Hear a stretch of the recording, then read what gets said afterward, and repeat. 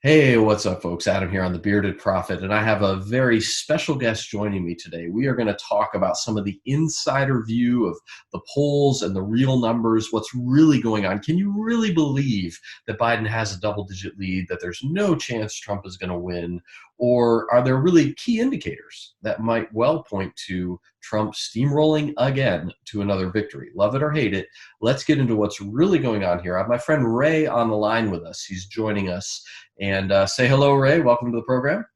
Hey Adam, pleasure to be on here with you. Great, great. Well, you and I have known each other for a number of years now, and I know you're a man of integrity. You have a lot of interest in what's really going on, and that's a big part of my hunger. I want to get to the real truth. I don't want to just believe what the media spoon feeds me. I want to actually look at, like, no, what's the truth? What's the nitty gritty? What are they not telling me? And you and I talked recently. I know you've done some of your own research and you have a similar hunger for, I want what's really happening. So tell me just a little bit, what have you been learning about this election, about the polls, about how things really look? There's a lot of news that's flying around in regards to this. And I think one of the most challenging things about what we're seeing, and you kind of ask the question, what's truly going on? I think even for someone as interested in as myself, there is so much conflicting information that's out there. And I would say that it can broadly be divided into kind of two camps.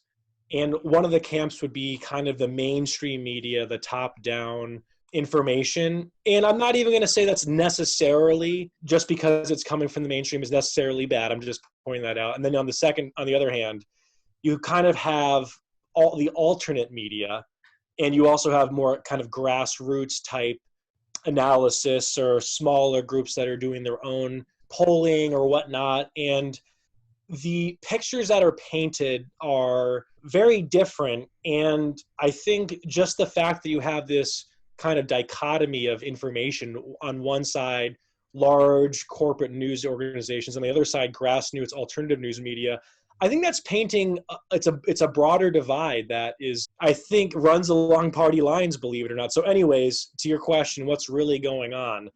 It's actually hard to say because the onslaught of information is relentless, and the mainstream is saying, of course, as we all know, that Biden is ahead and Trump is hopelessly behind.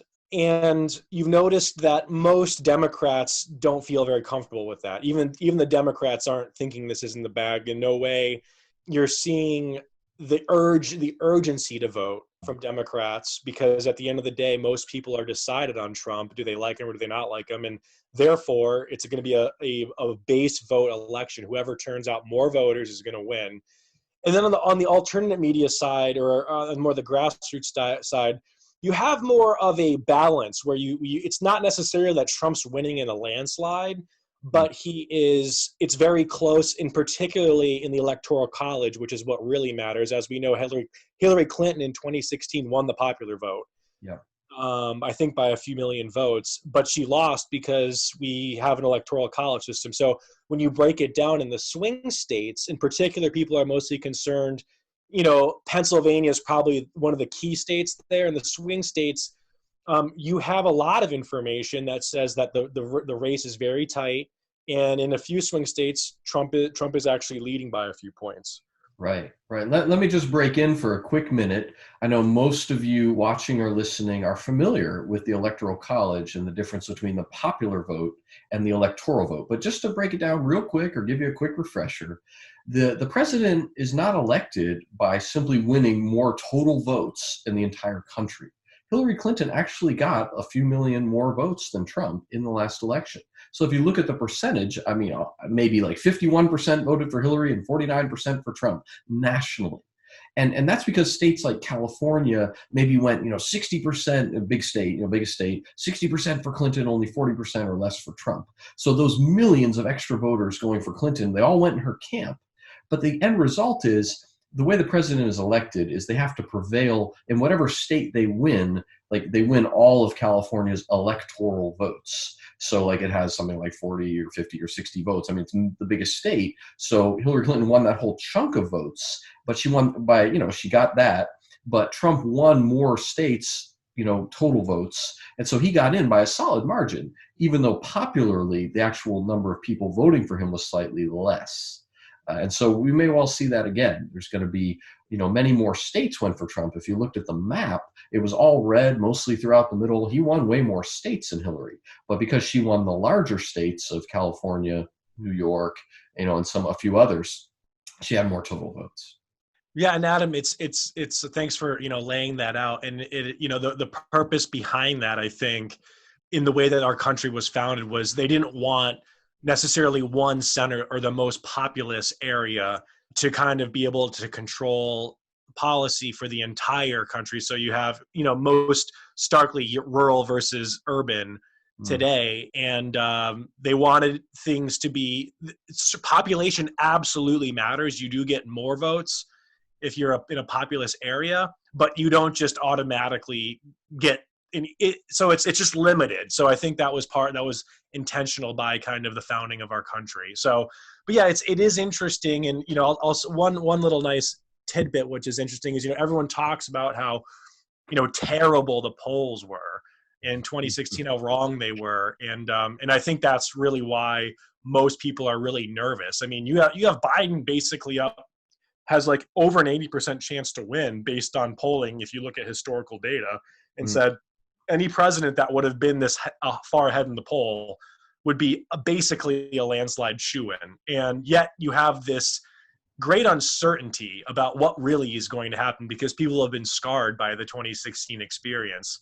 And at least in terms of the trust that people have with polling groups. But what's interesting was that there were a couple polling groups, and one in particular, that called the 2016 election very, very close. And they actually were right. They called Trump winning. And I think they're called Trafalgar Group. And they're either I think they're in Georgia or South Carolina. But what's interesting is they were one of the few groups that had Trump winning the Electoral College. And they have him winning right now. Wow. Because of the Electoral College. They have him winning right now by, I think 275 to like 231, which is not a landslide. It's fairly close, and it's about 2%. It would be close, and so that's interesting. They also were the closest polling organization to get things right for the 2018 midterm elections. They had the most right, results in terms of their polling was the most accurate to the results of the actual midterms, and so that's a very interesting point, and that's not. I think I've seen that pop up in the mainstream, but it's certainly not in the headlines. It's not like, oh, Trafalgar Group, announced thinks Trump's going to win in 20, And so here's what's interesting about that particular poll. And if you kind of dig down into their polling and where they sit right now, is basically what you have are in these polling organizations and how they predict who's going to win. They have basically states that, they feel very sure that, Biden's going to win. Then you have states that they're very sure that Trump's going to win. And then you have these kind of battleground states, or that's what you hear, swing states, that they don't really know exactly who they're going to go to. And in the past, they've kind of gone either way. And in that particular poll, one of the big battleground states that Trump won in 2016, which was a huge surprise, was Pennsylvania. And that's worth 20 electoral college votes, which is a pretty hefty sum. I want to say Connecticut, Connecticut has Connecticut's small. Connecticut has 7. I want to say California has north of 50. I wish I knew this better, but 20 is a big chunk of so it's a big state to win. He won Pennsylvania, and what's interesting to me is Trafalgar Group actually has Pennsylvania going to Biden. And that's interesting to think that's going to Biden, because in another piece of news that has been circulating around a little bit is that the Republican base, the GOP is the Republican Party. They've registered 200,000 more Republicans than Democrats since 2016. And a lot of them are Democrats that have switched to the Republican ticket.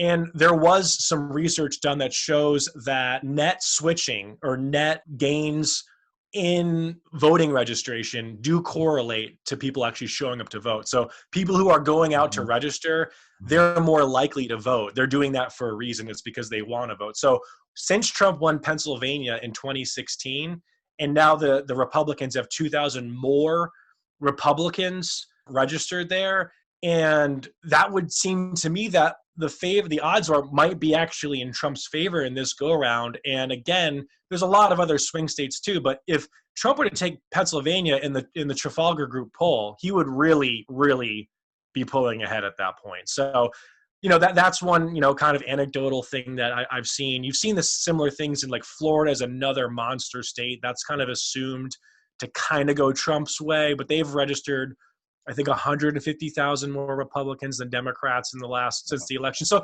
there's things like that, and then I would say on the Biden side, I would just think that there's a lot of obviously animosity towards Trump, and it's just hard to see how it's actually all going to end up at the polls. Are people really going to be excited to go to vote for Biden, or are they just going to kind of say, "Oh yeah, I'll mail in my ballot next week," and they never get around to it, and then the deadline passes? You And know? you'd be surprised how much that actually matters. Mm-hmm. I was curious when I watched the debate, the Trump Biden debate, how I really didn't see personally Trump doing a lot to pick up voters. It was, I think when you go into debate, some of the tactic is try to win the swing voters, try to win the undecided. But one other tactic is just rally your base, get your people that already believe what you believe, already like you, get them more excited, get them more motivated to go out and vote. I felt like Biden did the classic politician thing. He knew how to appeal to certain groups and, like, no, I feel your pain, I want to help you. And Kamala Harris did this very well. But I felt like Trump and Pence were also much more just communicating with the people that already like them, already think like they do, already support what they do. And that we're definitely seeing that with the Biden Trump rally, that Trump, his rallies are filled, people chant I love you. I mean, reporters say they've never seen that for the president. People who have been covering the president for 30 Yes. years. And Biden, like, two people show up. I mean, where's the momentum? So I think those are the X factors, Adam, that are so hard to really say, because like you said, when you hear about Trump's rallies, when you see the rallies, it just seems like he's a juggernaut. And before coronavirus, there were things like I was hearing things like in Arizona he was having he was having rallies with like 40,000 people, and like 30% of them were Hispanic. yeah,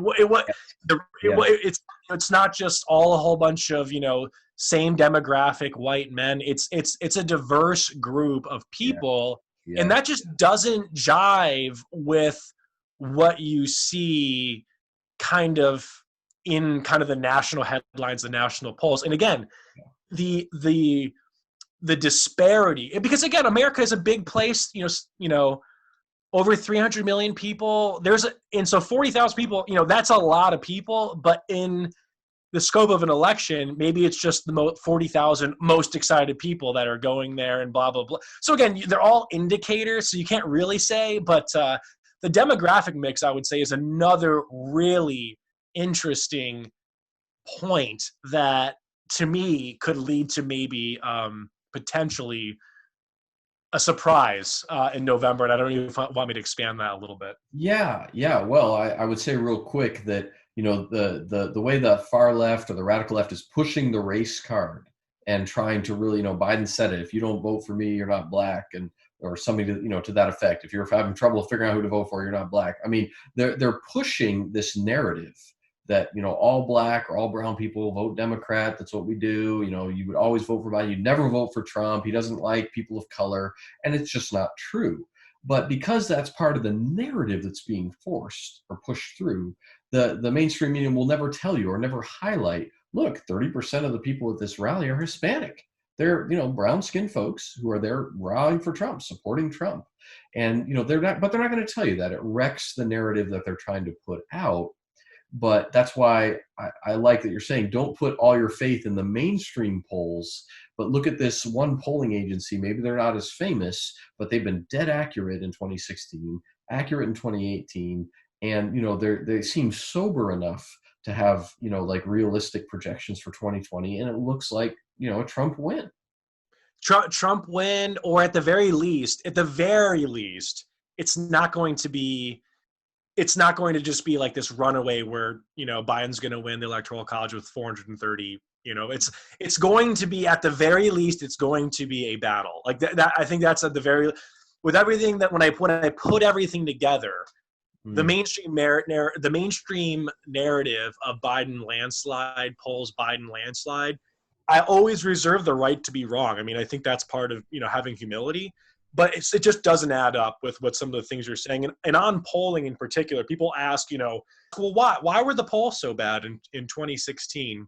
And there was a theoretically all this self-reflection, which doesn't seem like that's quite the case with what we're seeing now in terms of have they redone the methodology with polls. But the thing with polling, why are the polls so different? I think the two key things I would say there is, number one, the percentages of people that are voting, who are they? And in a lot of the national polls, you're seeing, you know, they're polling 6% or 7% more self-identified Democrats than Republicans. So obviously the polls are going to skew more Democratic.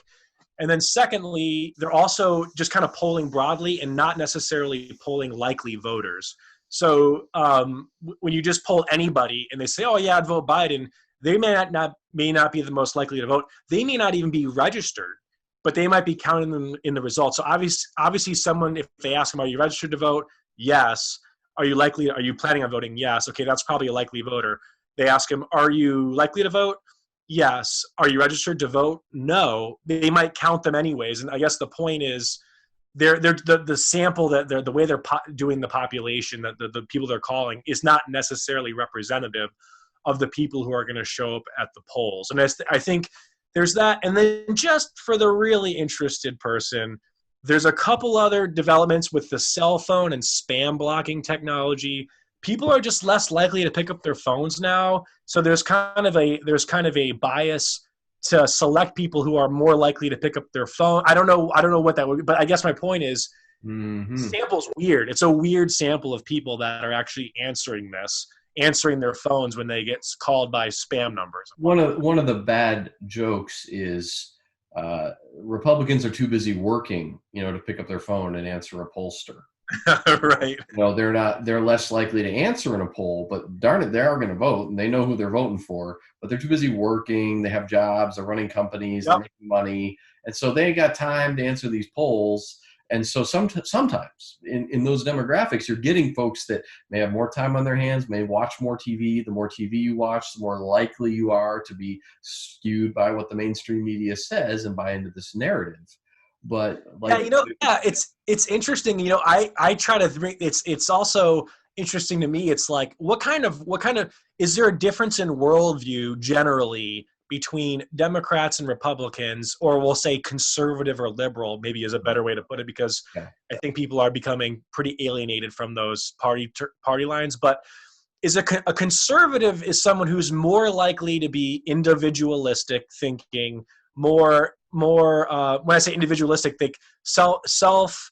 It's more about the individual's responsibility for themselves.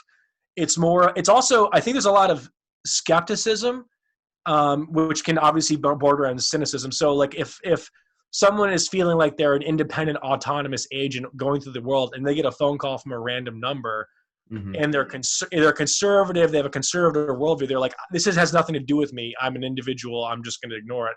Whereas I think on the left, and this is a really broad generalization, but from a worldview perspective, I do believe there is a bit more of a collectivist, you know, better, you know, like this is good for, like, it's about all of us. It's about, you know, there's more of a togetherness. And I think I really do think it's a superficial, because there's obviously good things about community and stuff. I think there's a more naivete, or the people are more naive in some sense, and maybe I'm being unfair, but you get that phone call, who is this? Like, I want to learn, like, let me get plugged in here. And then like, oh, you want to know my opinion for the greater good, so you can the country can know more, like, let me help you out.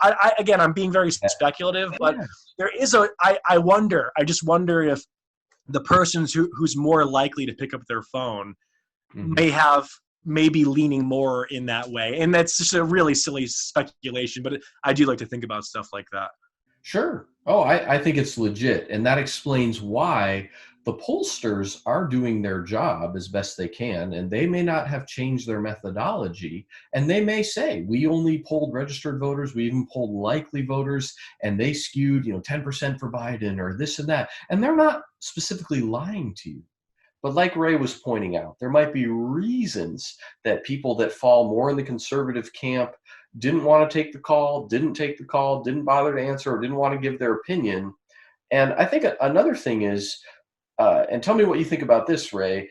I think it's easier in a poll to like be like, yeah, no, I don't know if I'm going to vote for Trump, or like, yeah, I'm kind of mad, or like that. Because and the other thing is sometimes they push poll. I mean, I've seen it. I was a journalist. I've covered things where, they'll call up and they'll be like, do you support such and such policy? Like, do you support hurting little children? And the person's like, no. And then they're like, well, Right. do you know that politician Joe was out to hurt little children? They'll be like, oh, I didn't know that. Would you vote for politician Joe? And they'll be like, no. And then they're like, 90% Yeah. of people said they'd never vote for this guy, because it was a push poll where they start out with leading Yeah. questions. So I think one other reality is, and I think we saw this in 2016. I remember talking to a guy on a construction site, just an everyday kind of Joe and just worker, and good, young guy just working, and he's like, who are you going to vote for? And he was almost embarrassed or ashamed to be like, well, I think I'm going to vote for Trump. Like he almost didn't want to. He almost like it almost seemed like uncool, or like how could you do that? This is Totally. 2016. Trump's never been elected to anything, and so I think sometimes there's like almost like a public, like you get caught up in the moment, and the pollster calls you, and you're like, yeah, no, I'm not going to vote for him, no. But then you have Yeah. the phone and you go in the thing, and you're like, yeah, all right, I'm voting for Trump. Like people don't want to admit it, because maybe it doesn't seem cool, and the Yep. mainstream media tells you he's terrible, and don't do it. But in your heart of hearts, you're like, no, actually, I like him, or no, I still support him. Or, I mean, do you think there's enough pressure to actually change the presidency? Like there's enough anger, or do you think there's enough force out there Yeah. for people to like get rid of this guy? Yeah, it's certainly, again, if all the headlines you see, it just seems like that's the truth. That's why it's going to be such an amazing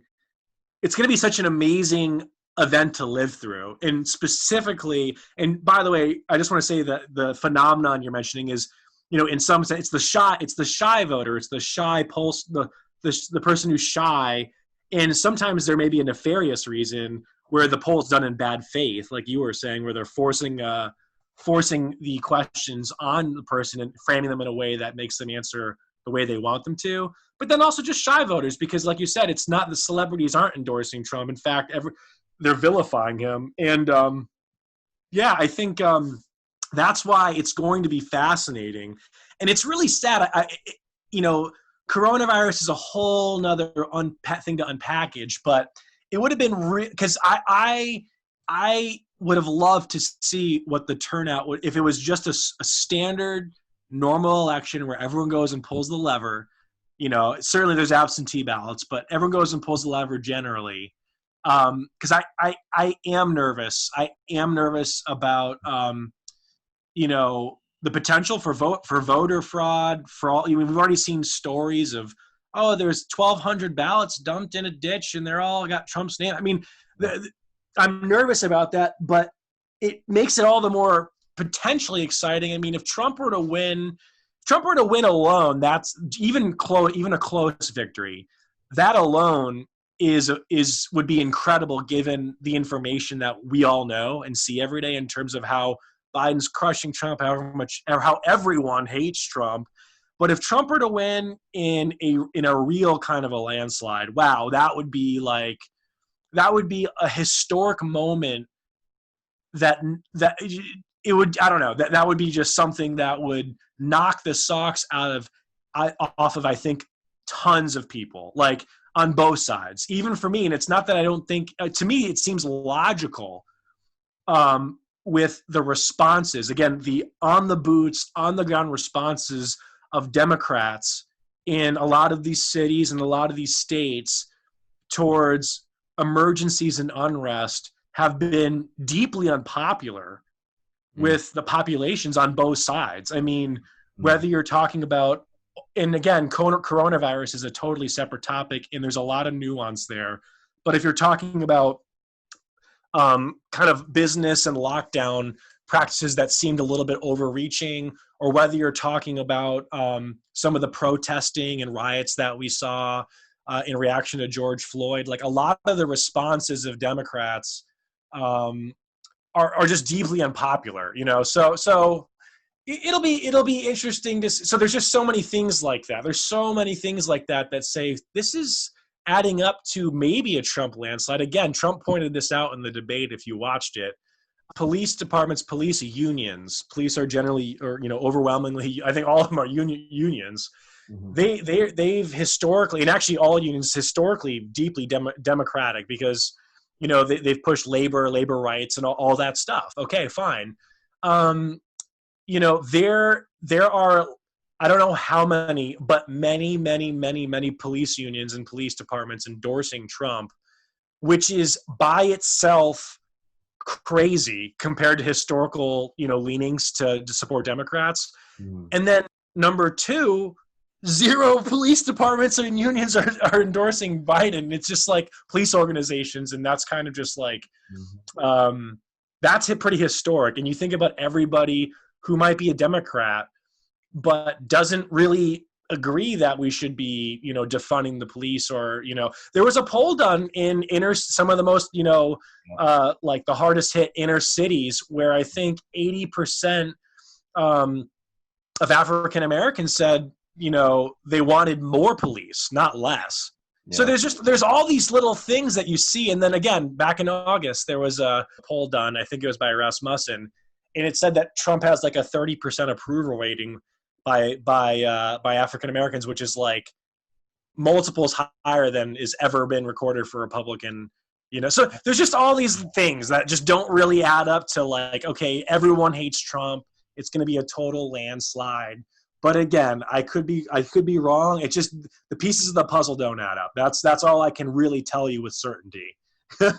Yes, yes, and that's what I hope you're hearing in this, folks, is that you're not being told the full story by the mainstream media, and that's a large part of why I do this channel. Is I want to point to real truth, and I also want to try to tell the whole story and give different perspectives, and even look at things from that broader spiritual point of view. As I pointed out, I believe there is a God over history, there is God over this nation, and we're heading somewhere. God has raised up or allowed Trump to be raised up. He says in his Bible, I raise up kings and I tear them down. And I do believe Trump is God's man for the hour. That doesn't mean I approve of every single thing he's done or certainly said or every policy. But I have a belief that there's a distinct reason he's become our president at this hour. And I do believe it is God's will to keep him as the president in this hour. And so that's why I'm also not just buying into what the mass media is spoon feeding us, that there's no chance. And I mean, do you think they're just overconfident at this time? Do you think they're just overconfident that he's done and can't do anything right to change it? I don't think so. The onslaught of negative press in every imaginable way, even down to the presumptuous adjectives they use in describing stories. And I've seen it many times where they're kind of reporting a story, and then they'll kind of throw in things like, okay, you know, like for example, everybody has at least heard of the emails and pictures of, you know, Hunter Biden and Joe Biden's correspondence, his son's correspondence with the Ukrainian oligarchs, all the corruption that was. Everyone knows that story broke, and you know it's apparently a big deal for some reason. I could get into it. I'm not going to. It is a big deal. And what will happen is the news media will say things like, you know, Trump in a tweet said that, you know, in a largely debunked story, Trump tweeted that, you know, this is what happened. You know, that you know, Biden was taking bribes from was blackmailing a foreign power for his son's benefit, in a largely debunked conspiracy theory pushed by the right wing. So they're putting in these presumptuous or descriptors that if you just want to report the news, you would never do that. You would just say, Trump said this, and then it's up to the person to make the decision. So what does that have to do with, do I think that are they comfortable? I don't think they'll ever be comfortable, even if they were winning by a lot. I think there's a real, it's hard to me to tell if it's vindictive or if it's fear, and not fear that they're going to lose the election. To me, I just wonder if Trump does win, I wonder what's on the other side of this election. And what I mean by that is what's on the other side for a lot of the people that have benefited from this system that Trump is actually tearing down. He's actually tearing it down. Back before he was elected, you guys, everyone's heard of all the, Wall Street owns DC. The lobbyists own DC. It's true. When they put out a bill, when they put out, the coronavirus hit, we need to do a $2 trillion relief package. Okay, that bill is on these senators' desks in like a week, and it's like 4,000 pages long. Do you think that each senator sat down and started writing down, 500 pages of legalese so that they could pass a coronavirus bill? No. There's a whole section of Washington, D.C. where all these lobbyists and companies and special interest groups are writing the legislation and then pitching it to these Congress people, and then they're just floating it in and getting what they want in for their constituents, for their business, not maybe their businesses, but their friends and families, these businesses and all this stuff. So Trump came in, and I think in a lot of ways he's kind of put a stop to that. He's resurrected a lot of legislation from a long time ago that was actually – legislation used to be written by congressmen and women, and he started to resurrect some of the old ideas that were just not being passed because nobody, it wasn't important. Like, the school choice, all the school choice stuff. So he's kind of taken a lot of the fun of being a politician in DC because he's not playing by the old rules. That's right. And I think that's causing a lot of anger. And then you also have the corruption that's been exposed in the intelligence agencies, and even within, it's so remarkable, Adam. All this Hunter Biden email stuff, people think this is the first time that this has all come out. Anybody who's been following these stories closely, this is just icing on the cake. This is all public information. This has already been known. People have seen people have seen the video of Joe Biden bragging about firing the Ukrainian prosecutor who was investigating where his son was on the board of directors. That's public information. And then you'll have Snopes fact check it and say, this didn't really happen because of something. And it's just it's a total lie. Anyways, I think they're afraid of what's on the other side of this election. So they're going to do whatever it takes to try to get him out. And when you see that level of fear, it's actually a sign that you're right. Because, right. Yeah. The scriptures say the righteous are bold as a lion. And when you are actually walking in the will of God and you have your perspective on right, you have nothing to be afraid of. You have nothing to fear. And I think that's why Trump functions in a large amount of fearlessness. He boldly defies, the New World Order. He boldly defies the climate accords and the Davos and all that. And he's like, nope, we're not doing this. In the UN, he thumbs his nose in the air at these people. He's like, we're not doing this. America's not going to play by that. America's going to play for America, for America's best interest. And same with, like you were saying about Congress. Like, no, we're not going to play all these things. Now, I'm not saying Trump's perfect. And, I can't guarantee that nothing he's ever done has benefited anyone specifically. And, I'm not going to get in the details of it. But I believe his heart is in the right place in terms of his conviction of, I want to make America great. He's brought back manufacturing jobs. I talked about that. The city of Detroit has not had a new factory open in the city limits in about 30 years. And under him, FCA, Fiat Chrysler America, has agreed to open up a new factory under Trump, not under Obama, not even under Bush, not under the last president to have that happen was Bill Clinton, a Democrat. But here's Trump, supposedly anti-union and anti-poor and anti-black and anti-all this, and he's bringing a job into inner city Detroit, which has been decimated. And like manufacturing jobs are coming back. Wealth for Americans is coming back. That's why these people had to wreck the economy that was red hot through the coronavirus. They were so desperate to stop Trump. And they are afraid on the other side. They are absolutely afraid. And, I want to give you, I want to say a couple of things. One of them is it's interesting because if you just speak to anything positive towards Trump, whether it be that maybe he's not so far back in the polls or maybe that wasn't such a bad idea, it is interesting how you're just flagged immediately as a bigoted, just racist Trump supporter. And what's funny is theoretically, you have no idea who I am or what I meant by that. I may be making completely objective standalone comment on just what I observe. And it is funny how that happens.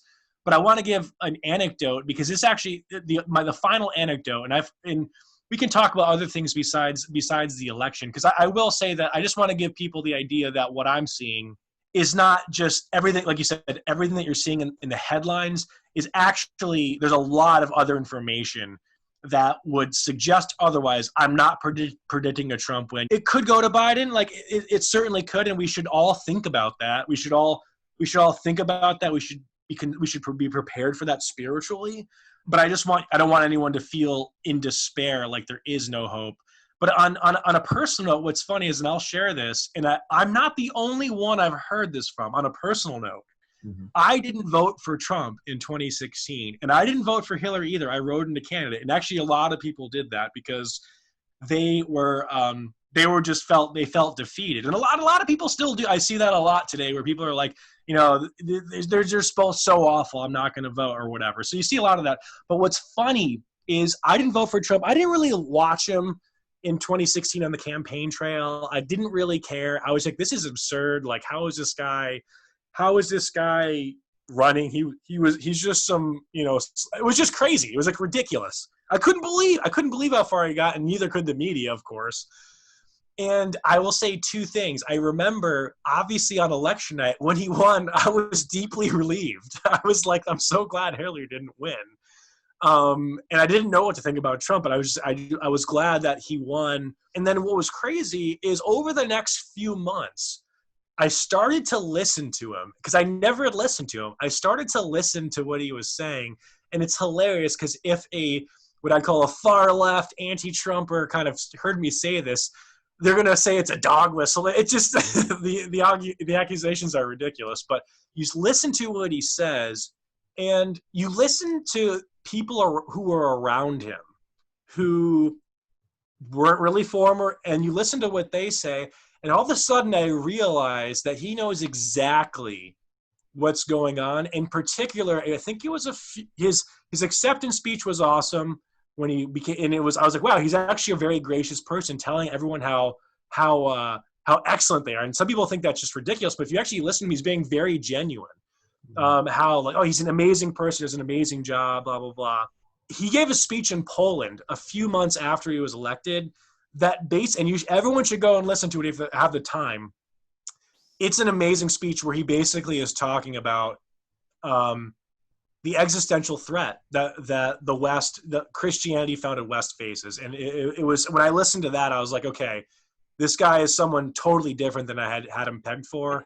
And ever since then, the people that I have seen who know him, they paint him in a totally different picture than you would expect from the media. And so anyways, I had to say, from an anecdotal perspective, I did not vote for Trump in 2016. And my view has changed considerably. And I am not the only person. And one of the craziest things that I've heard is that there was a poll done recently, and I couldn't believe this, but Trump actually, a majority of people, 30 to 49, Trump has those voters.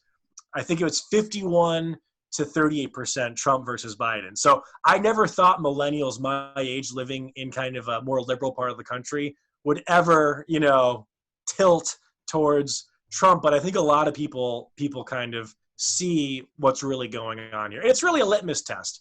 How awake is America to what the facts are? That's what November 3rd is. Yes. That's a really good line. And Ray, as you were talking about that, Winston Churchill had a famous quote to the effect of, if you're not a liberal by the time you're 20, you have no heart. But if you're not a conservative by the time you're 30, you have no brain. Exactly. And I've got that 100% right, but I'm pretty close. I think Churchill said something to that effect. And so, I really believe that there's a lot of people that are sober And, we also can't forget Americans vote with their pocketbook. When Yes. I recall, George Herbert Walker Bush, George Bush 1. I mean, he came in after Ronald Reagan in 1988, 89, and then the economy crashed. I think it was 91. Certainly by then it had really slowed down. He inherited a white hot economy, or a very strong economy. And people were Yep. like, I'm fed up. Get him out of here. I mean, we even won the Iraq War, and that was not enough because, Yep. the economy stunk at that point, and people were like, I'm mad. And that's Sure. why I look at, under Trump, 3 years of white hot economic growth. Do you think people are just going to forget that and scrap that because we have hit a slowdown of some degree, certainly from the coronavirus? Yeah. And Adam, to me, that's what's so fascinating. That's the most and I've been when I have friends who are, kind of politicos like me a little bit. And even late last year when the economy was doing really well, and certainly at the beginning of this year, I just said, man, if things go as the way they are right now, like it's no brainer. Trump's going to win again. He's going to win again. I said, what would be really incredible is if we had a recession. That would really, in some ways, to me, I was thinking to myself, it's terrible, but it's like, wow, if that did happen, we could see if people were for real or not. And so in some ways, it's a blessing in disguise. There's a lot of people that have been affected by this, so I'm not trying to minimize that, but I think that's what could be such an incredible thing in November if he wins at all, and if he wins in a landslide. All the stuff that he's gone through the last 4 years, and the tax and the corruption that have been against him, and in the sharpest economic contraction in modern history, albeit with a strong rebound for most sectors, that will be unprecedented. I mean, that would be that would be the judgment. That would be to me, it's very November 3rd is in some ways a judgment. It's a judgment I think it's on the American people personally. I think, what do we think? What do we value? And I think a lot of people are saying, you know what? I know things were bad. I think, the Democrats keep saying it's Trump's fault for coronavirus and he did a terrible job and, all these things. And if you believe that's true, that's fine. I think it's more complicated than that. But I think a lot of people say, well, didn't the coronavirus come from China? And, do humans have the ability to just make it go away if they want to? And I think, and then they also see things like, you have states like New York, Connecticut, New Jersey, the policies they put in place during coronavirus. A lot of the loss of life we had was due to really, really either very negligent or evil behavior, sending infected coronavirus patients into nursing homes and becoming basically I think in June, 60%. So the numbers have changed at this point, but I think in June, after that first wave came through, 60% of the fatalities from coronavirus came from states with 20% of the U.S. population, and those were Democratic states where they were sending seniors back with coronavirus back to their. So people are just saying, you know what, this isn't really Trump's fault. And by the way, if you think about it, Trump has been very, very much kind of a federalist. So a federalist is a idea set where the federal government lets the states decide what to do. And he's been very hands-off. He's let the states decide, and people call Trump an authoritarian. Trump has issued every state has their own coronavirus response. Did Trump issue a national coronavirus response? No. He did shut down travel. He did a few things, but every state has their own quarantine rules. They have their own school rules. They have their own policies from people get infected. So Trump has not been authoritarian. He's let the states, he's let them do what they want. Same thing with a lot of the social unrest and riots and the peaceful protests as well. But he's let the state governors do. So people see that. And that's why, again, like we said, it's a litmus test. How smart is America? How much have we been following the facts? And on November 3rd, if it is a landslide, to me, it says that everybody, kind of called called it out, so to speak. And that's what would be a pretty incredible day to see, I would think personally. No, man, I think that's really good. We need to hear what real people are thinking, and that there are other narratives and other truths going on than just what you get spoon-fed in the mainstream media. And even as I've talked about, you can find your right-leaning media or your left-leaning media, but you need to have an ability to think critically and to pray and to see both sides, and also to see that bigger picture. If Trump is this one-of-a-kind leader, we've never had anyone like him in all of U.S. history. I don't know how many presidents we've had, like 40, or it's a good number. He's either 45 or 46. I don't know why I can't remember. So we've had 40, 44 other presidents. They've never been anything like him. They've all come up through the system, or they've all been, previously established, or had other, significant roles. And again, for such a time as this, I believe this leader has been raised up. He can't solve all of our problems. Only God can do that. But I believe he has been chosen and is being used to do some of these things. And I'll also be real curious to see what happens in the next couple of weeks, with Joe Biden and some of his health and mental, like one big slip. I don't know if the media will show it to you, but if there's, he has plenty of little slips. But, there can be a lot that can happen, or if Trump gets some kind of breakthrough with the vaccine or with coronavirus. But I'm still believing that he's going to get in. And so I definitely, Ray, loved having you on the program today, just to talk about there's other views and other polls and other data and other influences going on, some of which are not getting a lot of voice or a lot of press, but they're out there. And not only that, but the feeling in the gut and the feeling in your heart. No doubt, Adam. It's been really great having you on the program. I'd love to come back sometime, maybe get into a little bit more of the spiritual realm of things as well. It was fun talking about the polls. And yeah, I totally agree with you. I think you just look at things on face value. And I do agree that, Trump is somebody that is not an accident for sure. Right. Everyone said it the first time, Hillary's getting in, it's a done deal. And it wasn't. I believe the same is true at this point. So kind of a closing charge, and I'll close this out here, is please don't give in to fear. If you support Trump, go ahead and support him. Even if you don't give in to fear. Fight for what you think is right. Vote. Like I've said, I stress as much as possible, please vote in person unless you have really good reason not to.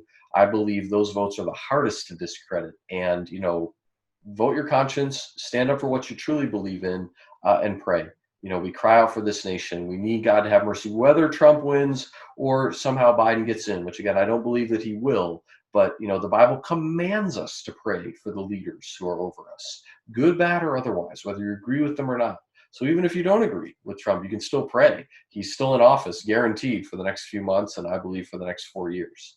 So let me close this out here in a word of prayer. Father, I thank you for this country, for your hand of mercy on America over now for 250 years approximately.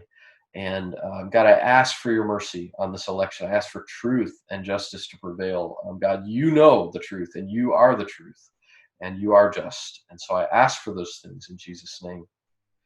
Amen. Amen. Well, Ray, thanks again for joining me. Do look forward to having you on again. Thank you all for being here. Please give this a like or a thumbs up. Also subscribe. And I look forward to having you again on the program.